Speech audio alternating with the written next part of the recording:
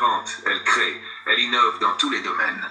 Les sciences, la technologie, l'agriculture, l'industrie. Elle prouve que l'Algérie n'a rien à envier à quiconque. C'est elle qui fera de notre pays un acteur majeur du XXe siècle. À nos travailleurs, à nos ingénieurs, à nos enseignants, je rends hommage. Vous portez la nation sur vos épaules. Vous démontrez chaque jour que l'indépendance ne se résume pas à un drapeau ou à un souvenir, mais qu'elle se vit dans le travail, dans l'innovation et dans la construction collective. À nos forces armées et de sécurité, je dis ma reconnaissance. Vous veillez avec honneur et courage sur nos frontières, sur notre stabilité, sur notre souveraineté. Vous êtes le rempart vigilant qui protège le peuple et garantit la paix. Nous savons que des obstacles se dresseront encore. Nous savons que certains tenteront de nous détourner de notre chemin, par la pression économique, par l'ingérence ou par la manipulation.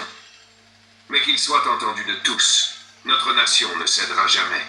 Nous répondrons toujours par le droit, par la légitimité et par l'unité. Notre projet est clair, bâtir une Algérie forte, moderne, juste et respectée. Une Algérie où chaque citoyen a sa place, où la jeunesse a des perspectives, où la justice sociale n'est pas un slogan, mais une réalité. Une Algérie qui regarde le monde droit dans les yeux, sans arrogance, mais avec fierté. Mesdames et messieurs, l'avenir n'appartient pas aux hésitants, ni aux faibles, ni à ceux qui se laissent intimider. L'avenir appartient à ceux qui savent qui ils sont, qui croient en leurs capacités et qui refusent de plier. L'avenir appartient à l'Algérie. Ensemble, unis, nous continuerons à écrire cette histoire. Nous le ferons avec dignité, avec force et avec confiance. Rien ni personne ne nous détournera de notre chemin.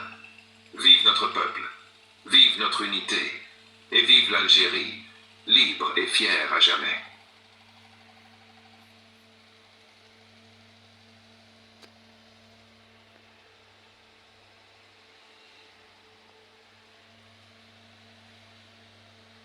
Notre nation choisira toujours son propre chemin. Dans un monde traversé par des bouleversements politiques, économiques et climatiques, il est plus que jamais essentiel de rappeler que notre destin nous appartient. Nous dialoguons avec toutes les nations, grandes ou petites, et nous respectons chaque peuple.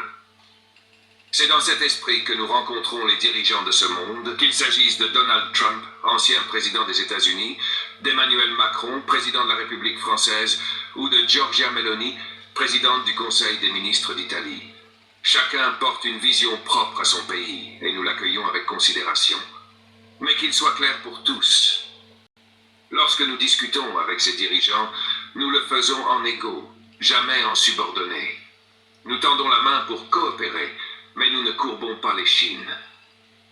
Notre fierté nationale n'est pas une posture, elle est l'héritage de notre histoire, forgée dans le sacrifice, nourrie par l'unité et la résistance. À M. Trump et à M. Biden, aux dirigeants actuels ou passés de la première puissance mondiale, nous disons, nous souhaitons des relations équilibrées, mutuellement bénéfiques. Notre richesse ne se limite pas à nos ressources, elle réside dans notre peuple, sa créativité, son courage et sa jeunesse. Les partenariats que nous bâtissons ne seront jamais des relations de dépendance, mais des coopérations fondées sur l'égalité. À M. Macron, nous réaffirmons que l'histoire entre nos deux pays est complexe et profonde. Nous sommes prêts à écrire une nouvelle page, mais cette page doit être celle du respect total, de la reconnaissance de notre souveraineté.